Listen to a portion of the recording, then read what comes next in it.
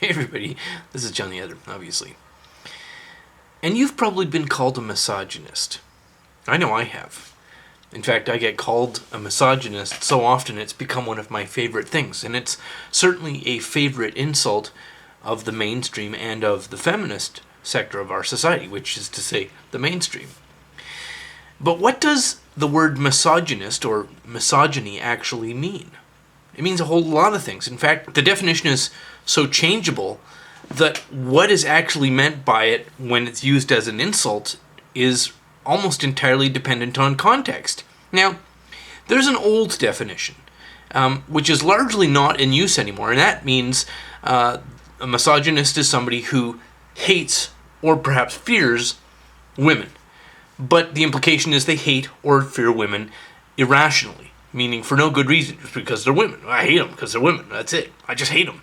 That would be the old, and I would say now obsolete, definition of the word misogynist or misogyny. But of course, people get called a misogynist very often for doing nothing more than simply disagreeing with some point of modern feminist rhetoric.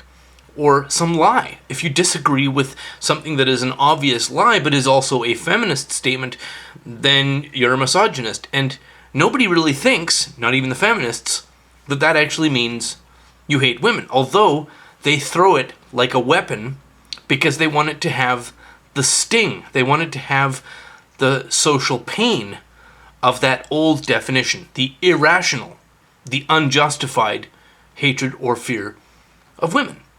But of course, that old definition is rarely actually the context that is appropriate. So if you are simply a rational person, or you're thinking, or you're logically minded, and you reject some obvious, puerile, and often debunked lie, well then you're a misogynist, and that just means you haven't been sufficiently beaten down to simply bow your head and say, yes, I agree with your obvious and multiply debunked lie. Of course, there are also people who actually do hate or perhaps fear women. And in a great many cases, those people have learned this hatred or fear. It's not an irrational hatred or fear, it's learned from experience, sometimes a great deal of experience. Now, somebody who comes to a hatred or a fear of women through a lot of sometimes personal trauma or personal experience, they might still be wrong. They might still have the wrong idea, but they have decided based on their lived experience, or their learning, or their, what they've been told by other people, that their point of view is right. And remember that no matter what the context of what the word misogyny means from one minute to the next, in almost every case, it is used in such a way that whoever it is labeled on, whoever it is painted on, is to be treated with utmost scorn, contempt, and loathing. In fact, when you point at somebody and say the word misogynist, what you're actually saying not is that they hate and fear women, but they are to be hated and feared themselves, which is a little bit illogical, especially if what we mean is that old obsolete definition that that person we're pointing at and saying misogynist genuinely does hate and fear women for an irrational, non-logical, non-experientially based reason. Because if you really have an unjustified hatred or fear of another group, you should be extended compassion and understanding so that you can adjust your thinking and come to a more reasonable conclusion. But no, our society treats that word as a label, and who is labeled misogynist must be treated with scorn and contempt.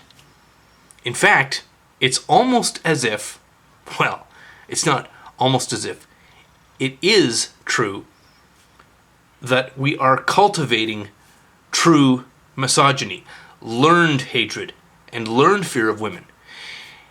Which still makes it a little weird why we treat people we call misogynist with such scorn and contempt in this society. Because they are the success stories. They are the ones who have learned, who have been correctly conditioned by feminism to learn a hatred and a fear of women.